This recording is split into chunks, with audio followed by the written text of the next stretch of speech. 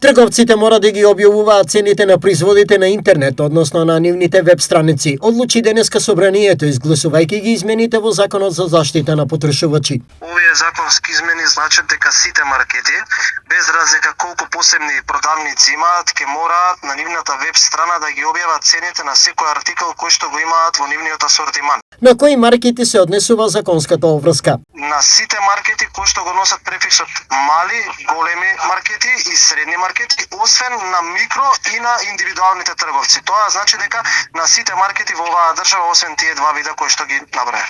Какви ефекти се очекуваат? Се очекуваат ефекти кои што ги имало во Израел, во Франција, во Италија и во Хрватска, тоа е намалување на цените поради зголемената конкуренција од страна на купувачите. Што се оние кои нема да ги почитуваат законските измени?